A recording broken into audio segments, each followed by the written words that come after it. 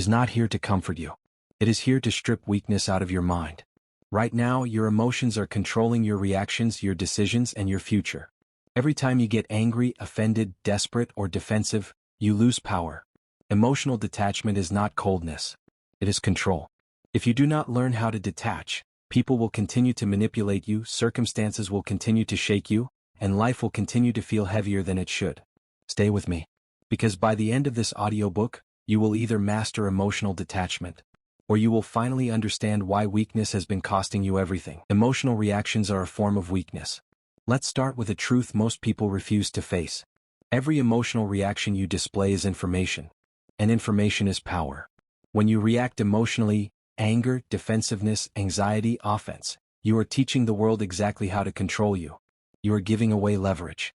You are handing out instructions on how to press your buttons. That's the key. Whoever controls your emotions controls you. This is not philosophy. This is reality. Look at how people behave in arguments. The moment voices rise, logic disappears. The moment emotions spike, intelligence drops. People stop listening. They start performing. They want to win. They want to be right. They want to hurt back. And in that moment they lose. You have a choice. You can react, or you can remain in control. Most people react. Instantly. Automatically. Predictably. They justify it by saying, "That's just how I am." No. That's just how undisciplined you are. It's not about personality. It's not about being emotional. It's about control. Emotional reactions are weakness because they are untrained responses. They bypass thought. They bypass strategy. They bypass self-respect. And the world notices. Let's talk about arguments. When someone insults you and you explode, you think you're defending yourself. You're not. You're confirming the insult landed. You're showing it mattered. You're proving they reached you. That's the trap. The louder you get, the weaker your position becomes. The more emotional you become, the more predictable you are. You have a choice. Silence. Calm. Delay. That pause? That moment where you don't react immediately? That's strength. Because whoever controls your emotions controls you, and in that pause you take control back. Now let's move to the workplace. Disrespect at work doesn't start loud. It starts subtle. A dismissive tone. A sarcastic comment. A boundary crossed just slightly. And most people react emotionally. They get defensive. They over-explain. They complain. They vent. They think emotion equals honesty. It doesn't. It equals exposure. When you react emotionally at work, you show insecurity. You show that approval matters to you. You show that pressure shakes you. And once that's seen, it's remembered. You don't need their permission to stay calm. You don't need their validation to stay composed. That's the key. Calm people are harder to manipulate. Calm people are harder to disrespect. Calm people force others to adjust. Emotional people adjust themselves. You have a choice. Now let's talk about social manipulation. Manipulators thrive on reactions. They provoke. They poke. They test. They say just enough to get a response. Why? Because reactions confirm influence. The moment you react, they know they have access to your internal state. They know how to steer you. They know how to get a rise out of you again. That's the key. Whoever controls your emotions controls you. If someone can make you angry, they can make you sloppy. If someone can make you anxious, they can make you rush. If someone can make you defensive, they can make you overcommit. You don't need their permission to disengage. You don't need to prove anything. You don't need to explain yourself. Most people think strength is reaction. It's not. Strength is restraint. Let me be clear. This is not about suppressing emotion. Suppression creates pressure. Pressure eventually explodes. This is about delayed processing. You feel the emotion. You acknowledge it. And you choose not to act on it immediately. You have a choice. And that choice separates weak minds from disciplined ones. Here's the behavior shift you must train. When emotion rises, slow down. When urgency appears, pause. When provoked, observe. Say less. Think more. That's the key. Emotional reactions are expensive. They cost reputation. They cost leverage. They cost peace. And most of the time, they don't even solve the problem. Think about how many situations in your life got worse because you reacted too fast. A message you shouldn't have sent. A tone you shouldn't have used. A decision you shouldn't have made. That wasn't bad luck. That was emotional weakness. But weakness is not permanent. Discipline is trained. You don't need to be cold. You don't need to be detached from reality. You need to be detached from impulse. It's not about feeling nothing. It's about choosing when, and if, You respond. That's the difference. The strongest people in the room are rarely the loudest. They don't react quickly. They don't show their hand. They don't rush to defend themselves. They let others reveal themselves first. You have a choice.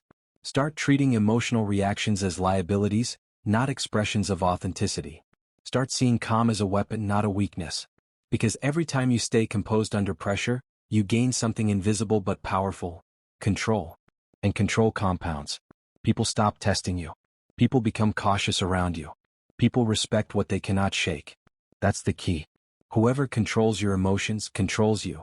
So from this moment forward, your discipline is simple. Do not react immediately. Do not explain impulsively. Do not give emotional feedback freely. Pause. Observe. Decide. You don't need their permission. Master this and you will notice something change. Conversations shift. Power dynamics change. You feel lighter, clear, stronger. This is the foundation. You are learning that emotional reactions are not strength. They are leaks. Plug the leak and you reclaim power. You've seen the weakness. Now it's time to understand what real control looks like. You've learned what not to do. Now let's talk about what to become. Detachment is not apathy. It is authority. Most people misunderstand detachment. They hear the word and think it means being cold, disconnected, emotionless, empty. That misunderstanding keeps them weak. Detachment is not apathy. Detachment is not numbness. Detachment is authority. That's the key. When you are detached, you still feel. You just don't let feelings drive the wheel. You don't hand control to impulse. You don't let emotion hijack judgment. You have a choice. You can let emotions dictate your behavior, or you can let discipline dictate your response. One is chaos. The other is power. Calm is dominance. Read that again. Calm is dominance. The person who stays calm when others are emotional immediately becomes the strongest presence in the room. Not because they speak louder. Not because they threaten. But because they are stable while others are unstable. Stability is intimidating to insecure people. That's the key. Apathetic people don't care. They disengage from life. They withdraw. They avoid responsibility. They numb themselves to avoid discomfort. Detached people are different. Detached people are engaged, but unmoved. They see what's happening. They hear what's being said. They understand the emotional landscape. And they still choose restraint. You don't need their permission to stay calm. You don't need approval to remain composed. That's authority. Let's make this practical. Imagine a disagreement. One person is emotional, defensive, reactive. The other is calm, measured, controlled. Who do you instinctively respect more? The calm one. Always. Because calm signals confidence. Calm signals certainty. Calm signals self-command. Calm is dominance. This is why leaders are trained to stay composed under pressure. This is why negotiators slow down when things get heated. This is why judges, surgeons, and commanders are not chosen for emotional expressiveness. They are chosen for control. It's not about being heartless. It's not about suppressing emotion. It's about discipline. It's not about flaw. It's about discipline. You have a choice. Now let's talk about respect. Most people try to demand respect through words, through explanations, through force, through emotional intensity. That never works long-term. Respect is not demanded. Respect is observed. People watch how you handle pressure. They watch how you respond to disrespect. They watch whether you collapse emotionally or remain steady. Emotionally detached individuals don't chase respect. They attract it because they don't flinch. When someone tries to provoke them and fails, something shifts. The provocateur feels exposed. Power reverses. That's the key. You don't need to prove anything. You don't need to explain yourself. You don't need to react to be seen. Authority comes from self-control. Think about this. If someone can make you angry on command, are you really in control? No, they are. Whoever controls your emotions controls you. Detachment breaks that chain. Now let's address a common fear. People worry that if they become detached, they'll become passive, weak, invisible. That fear comes from confusion. Detachment is not passivity. Detachment is selectivity. You choose when to engage. You choose when to respond. You choose what deserves your energy. That's power.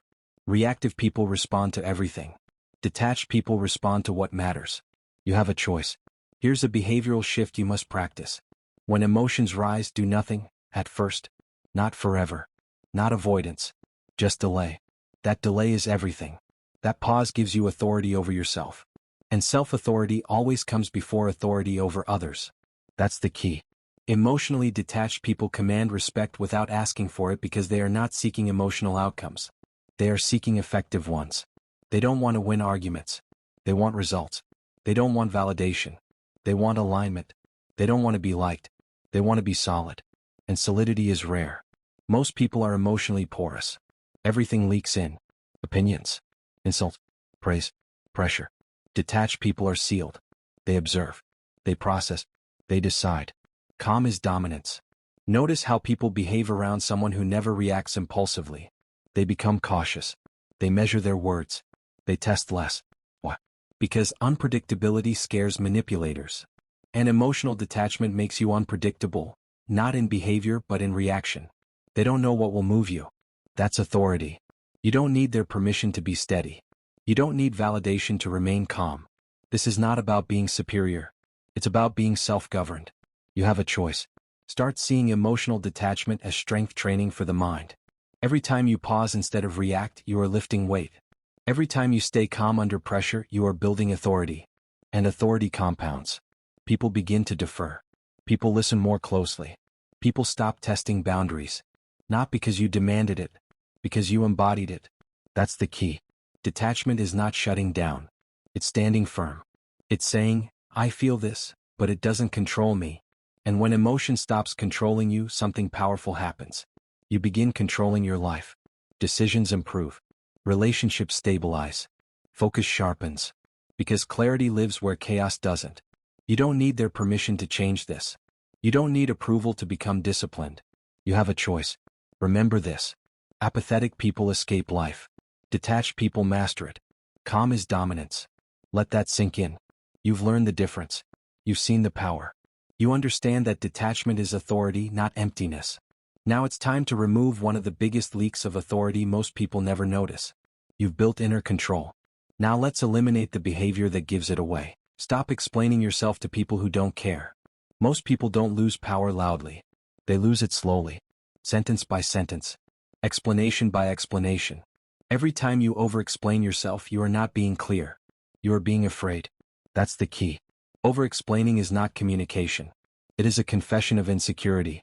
You feel the urge to justify, to defend, to clarify what should already stand on its own. Why? Because you fear being misunderstood. You fear being judged. You fear being rejected.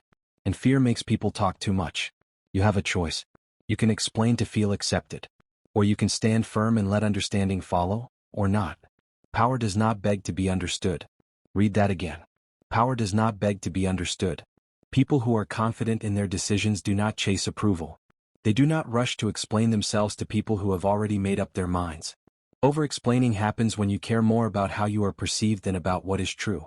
That's the problem. It's not about communication. It's about validation. And validation is a trap. Let's talk about real situations.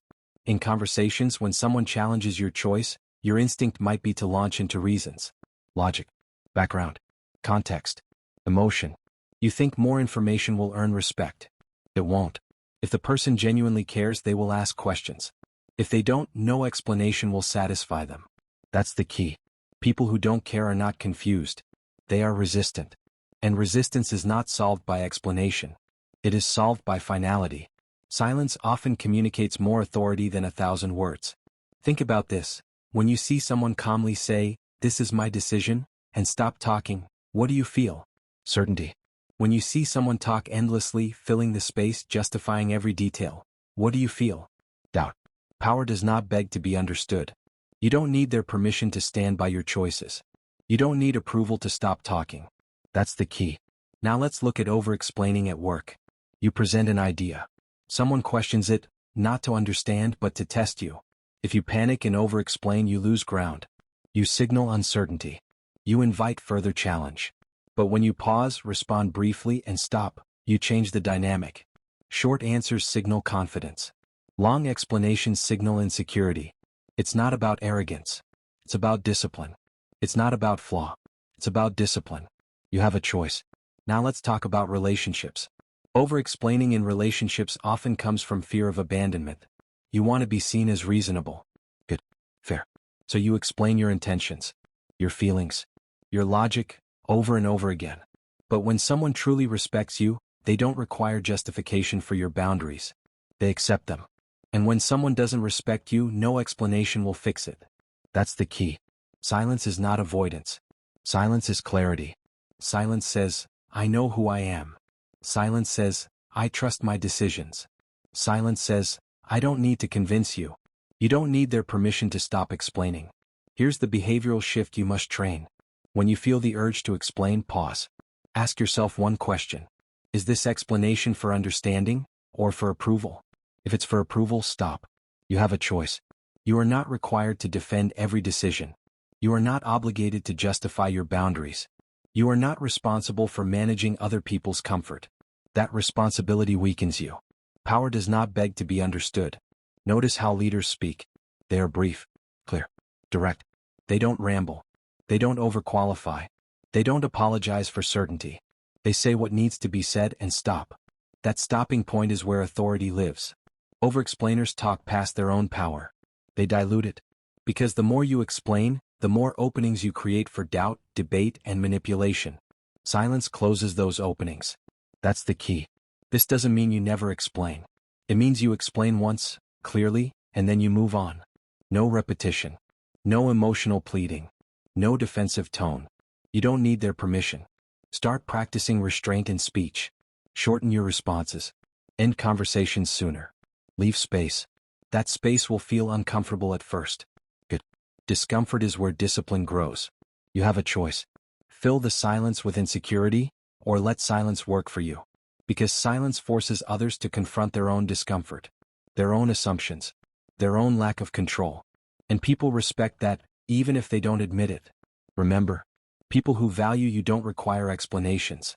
People who don't value you won't accept them. So stop offering power to those who have not earned it. Power does not beg to be understood. You are learning to speak less and mean more. You are learning to hold your ground without raising your voice.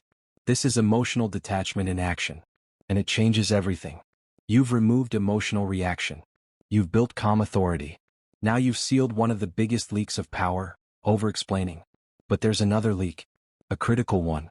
It happens the instant emotion takes over. You've learned when to stay silent. Now let's learn when reaction costs you leverage. The moment you react, you lose leverage. There is a precise moment when power leaves your hands. It's not when someone insults you. It's not when pressure rises. It's not when conflict appears. Power leaves the moment you react. That's the key. Reaction is surrender. Say it again. Reaction is surrender. The instant you react emotionally, leverage shifts away from you. You may feel justified. You may feel expressive. You may feel strong.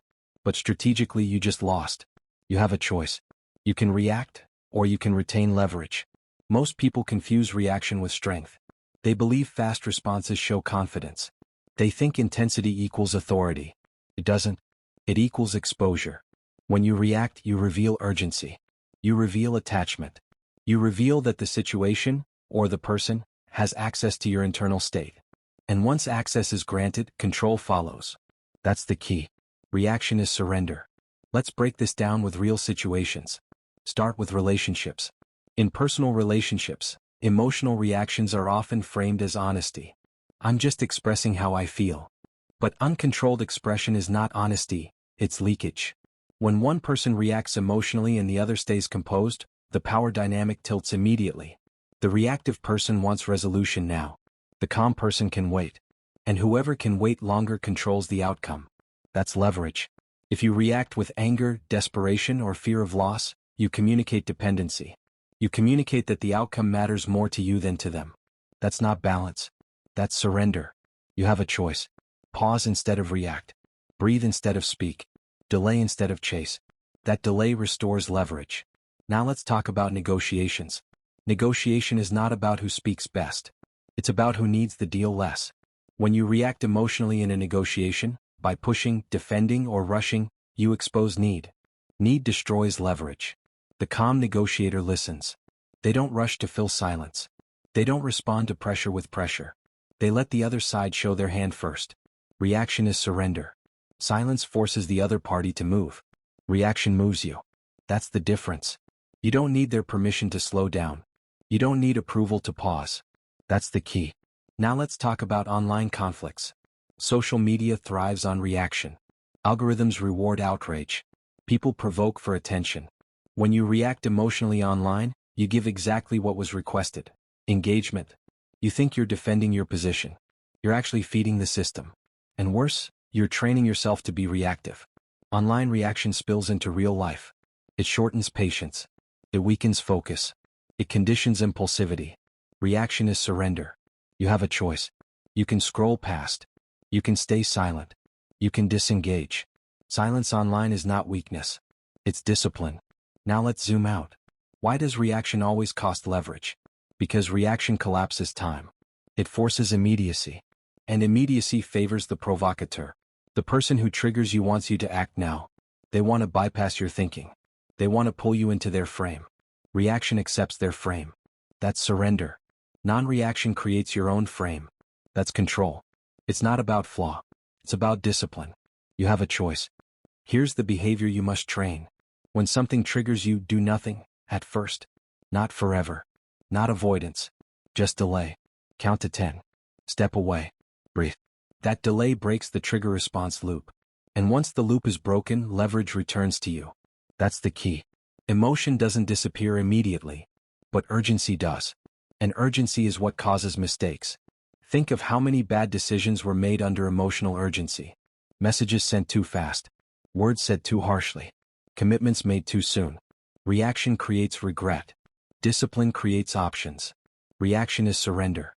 Notice how composed people move through conflict. They don't escalate. They don't rush. They don't defend themselves emotionally. They let situations reveal themselves. And when they finally respond, it's measured, precise, effective. That response carries weight because it wasn't forced. You don't need their permission to wait. You don't need validation to slow down. Waiting is not losing. Waiting is leverage. Now understand this clearly. Not reacting does not mean doing nothing forever. It means choosing the moment of action. That choice is power. Reactive people act on impulse. Disciplined people act on timing. That's the difference. And timing decides outcomes. You have a choice. Start treating emotional reactions as alarms, not commands. When emotion spikes, that's your signal to slow down, not speed up. That's the key. Reaction feels natural. Restraint feels unnatural, at first. Good. Growth always feels unnatural before it becomes instinct. The more you practice non-reaction, the more control becomes automatic. You stop being pulled by every comment, every look, every situation. You become grounded. And grounded people are dangerous, in the best way. Because they cannot be rushed. They cannot be provoked easily. They cannot be steered emotionally. Reaction is surrender. Remember this chapter when pressure hits. When someone tries to bait you. When urgency whispers that you must respond now. You don't. You have a choice. Hold your ground internally. Let the moment pass. Then decide. That pause is leverage. You've now learned how reactions give away power. You understand that calm preserves leverage. But leverage alone is not enough. To maintain it long-term, you need something deeper. Something structural. You've controlled reaction. Now let's build the system that makes control consistent. Discipline begins with emotional control. Most people think discipline starts with motivation. They're wrong. Motivation is emotional. And emotions are unstable. That's the key. If your discipline depends on how you feel, you don't have discipline. You have mood-based behavior. And mood-based behavior collapses the moment life applies pressure. You don't need motivation, you need restraint. Read that again. You don't need motivation, you need restraint. Self-discipline fails when emotions run unchecked because emotions are reactive. They spike. They crash. They lie to you. They convince you to act now or quit now or escape now. Discipline does the opposite. Discipline delays. Discipline contains. Discipline holds the line. You have a choice. You can obey how you feel. Or you can obey what you decided. One builds consistency. The other builds excuses. That's the difference. Look at how most people live. They wait to feel ready. They wait to feel inspired. They wait to feel confident. And while they wait, nothing changes. Because feelings are unreliable leaders. That's the key. You don't need motivation, you need restraint. Restraint is the ability to act correctly even when emotion says otherwise. To show up when you don't feel like it. To stay calm when you want to react. To continue when quitting feels easier. That's discipline. And discipline always begins internally. If you can't control your emotions, you can't control your habits. If you can't control your habits, you can't control your future. It's that simple. You have a choice. Now let's talk about consistency. Consistency is not built on intensity. It's built on emotional regulation. Anyone can go hard when they're excited. Anyone can push when they're angry. Anyone can work when they're inspired. But can you work when you're bored? Can you stay disciplined when no one is watching? Can you maintain routine when emotion fades? That's the real test. And that test is emotional. Uncontrolled emotions sabotage consistency in predictable ways. When you feel good, you overcommit. When you feel bad, you underperform. When you feel stressed, you escape. Discipline removes emotion from the equation. You don't ask how you feel. You ask what needs to be done. That's the key. It's not about flaw, it's about discipline. People don't fail because they're lazy. They fail because they're emotionally unmanaged. They let frustration stop them. They let boredom derail them. They let anxiety distract them. Restraint corrects all of this. Restraint says, I will not react to this feeling. Restraint says, I will not quit because this is uncomfortable. Restraint says, I decided already. You don't need their permission to be consistent. You don't need validation to stay disciplined. You have a choice. Now let's talk about routine. Routine is discipline in motion. And routine only works when emotion is neutralized. If you only follow routine when you feel good, it's not routine, it's coincidence. Emotionally controlled people treat routine as non-negotiable. They don't romanticize it. They don't personalize it. They execute it. Even when tired. Even when bored. Even when irritated. That's why they win long-term. Because long-term success is boring. It's repetitive. It's emotionally uneventful. And most people can't handle that. They crave stimulation. They crave excitement. They crave emotional reward. Discipline doesn't provide that immediately. It provides results later. That's the trade. You don't need motivation, you need restraint. Here's the behavior you must train. When emotion says stop, continue, calmly. When emotion says react, pause intentionally. When emotion says escape, stay, briefly. You're not suppressing emotion. You're overriding it. That override is strength. You have a choice. Every disciplined person you admire has mastered this. They are not superhuman. They are not constantly motivated. They are emotionally regulated. They don't let bad days dictate behavior. They don't let good days make them careless. They stay even. That evenness creates momentum. And momentum compounds. Now understand this clearly. Emotional control does not mean you feel nothing. It means feelings do not vote. They can speak. They cannot decide. That's the key. Think about the habits you struggle to maintain. Exercise, focus, study, or boundaries. The issue is rarely knowledge. It's emotional interference. You know what to do. You just don't do it when emotion resists. That's where restraint comes in.